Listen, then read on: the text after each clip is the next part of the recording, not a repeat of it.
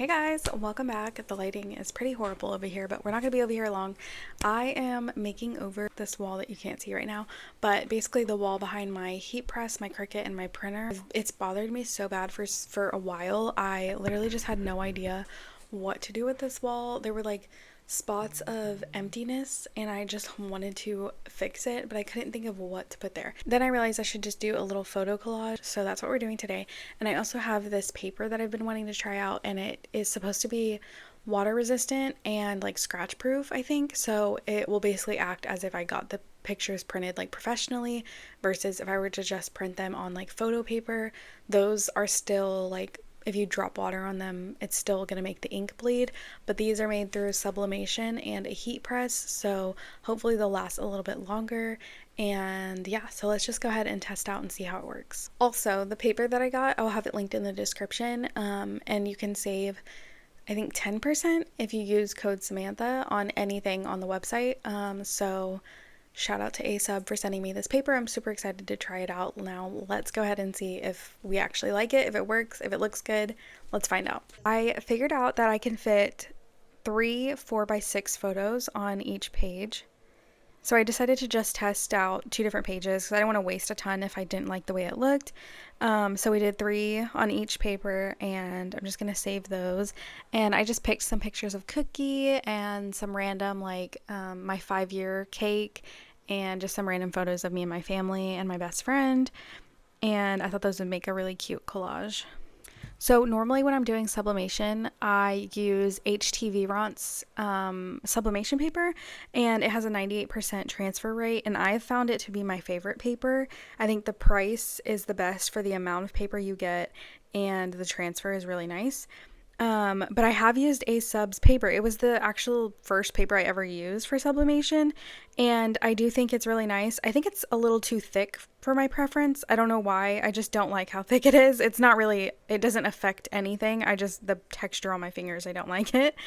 And also on the packaging, it didn't say the transfer rate, so I don't know what that is, but I do think it's only like a slight difference from HTV Ront that I've personally noticed.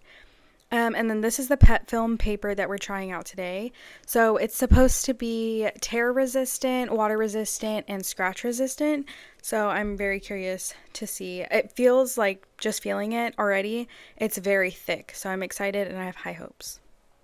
But we are going to be using ASub's paper just because I wanted to keep it, the same brand, trying out the product. That way we don't get anything messed up. But on the packaging, it does say you can use any sublimation paper. It doesn't have to be ASub's. Okay, so we're just going to get the images printing, and that's going to take a while. So I'm going to go ahead and read all the instructions on the back of this package and make sure that we don't get anything wrong. I set my heat press to, the back of the package says to set it to 338 degrees Fahrenheit for 180 seconds. So I did 180 seconds, and then the temperature on my machine, I can't do 338, so I did 340. And then I can't remember what I put the weight, like the pressure to, but it doesn't have a preference on here. So I think I put it at the lowest just because it didn't say one way or the other. So then the instructions say to put the sublimation images on the side of the pet film that is the glossy side.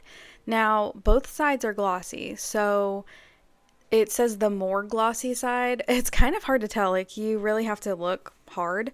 But once I figured it out, I just taped it 4 times. That way it would stay still because it was a full sheet, and so it like matched up perfectly. And now we're just gonna let it heat press. It's gotta press for like 180 seconds. So it's gonna take a while. So thankfully we have this automatic heat press. I don't have to stand there and push it down or anything. So that's just gonna go to work and do its own thing. I'm obviously not going to make you guys wait 180 seconds, so it's done now. And the one thing I really loved about this was that this project cooled off so fast. When I make car coasters or the air fresheners, they stay hot for so long that I can't really touch them. But I was able to touch this paper almost immediately, even though it was being pressed for so long. You would think it would be really hot. But I'm excited so far with the little sneak peek I just took lifting up the paper. So now let's go ahead and unravel it, and then we're going to cut it up. That way we can put the pictures on the wall. This is almost immediately after I just put the other one in. Like, it cooled off so quickly. So I'm just peeling the tape, and I loved the results. You can see how glossy they are, and the pictures are so vibrant. I don't know if you guys can like tell how glossy it is, but you can see like the light shining off of it. I think they look so good. I'm so excited. They're gonna last such a long time. I don't know if you guys can tell how thick the paper is either, but it's like almost to where it'll make a really loud noise when you shake it. That's how thick it is. I think I'll show you guys at this angle when I bend one of them. You can kind of see how thick the paper is. Very high quality. I'm very excited to keep making pictures with this paper. Since it is so thick and the other side is glossy, I didn't think like ticky tack would be the best option to hang them up. So I have these little glue dots that I have. So I'm using those because I felt like those would be the best adhesive to keep all four corners on the wall. And honestly, I look kind of crazy from this angle because the desk is so wide that it was hard for me to reach the wall, which is honestly another reason why I never mess with this wall. But I had such a hard time figuring out where to put these pictures. I tried to mess with them and put them around like this, and then I ended up changing it a couple times, so didn't love it. You know, there's an awkward space next to Cookie. Like, I just could not figure out what I was doing wrong. So I ended up moving that bulletin board next to the picture of Cookie. After a couple times, I got some pictures from my room that I already had made. I just couldn't figure out what was exactly wrong. So I moved the bulletin board, and then I rearranged that side of the desk because I was like, okay, let me just take a second, get a clear headspace, move some stuff around over on this side. And then once I moved the little painting that I had done over to that wall, that left a big gap. And so then I felt like I had more creative space. I didn't have to work around that image that I already had on the wall. So it was going to be easier to kind of create the collage this time. Also, this is a struggle of being short. I'm 4'11", you guys. So anything I do, this is pretty much how I get it done. I had to climb up on the desk, and I don't even know if I like the way that looks, but it's fine for now. Anyway, so we're just gonna head back over to the photo collage and move this open cup of water that I have next to all these machines, like the most expensive part of my office. I don't know why that was there. I didn't even see it this whole time.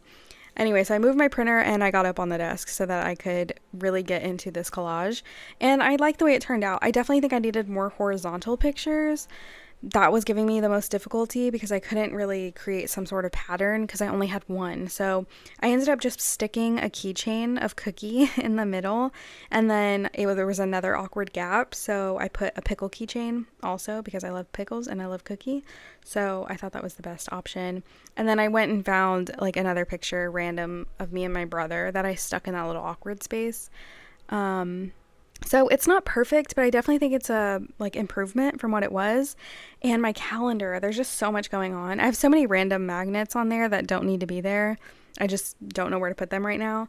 So I just think there's a lot of things in this area that are being cluttered and look overwhelming. And I think that's why I couldn't really fall in love with the collage. But I think this is the best we're going to get for now. And I like it. I think it turned out okay. It needs some work, but it's good for now. And I really liked the quality of the photos. I'm so happy with how it turned out. I do think it needs a little bit of tweaking or maybe just more photos. So I'm definitely going to use the rest of the paper that I have to print more and kind of mess around with the layout. But I'm so excited that there are no more huge missing spots like on this wall. It does look a little bit busy right now, but I do think that's because my calendar is kind of full, and I think in the future I'm just going to use black markers on the calendar. That way it's not so like colorful and overwhelming.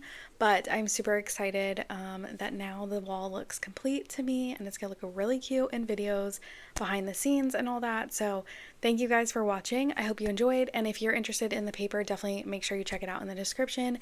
Anything I use in my office is always linked in the description, also in my Amazon storefront or my Walmart storefront or whatever it may be. As always, thank you for watching. I'll see you guys in the next video.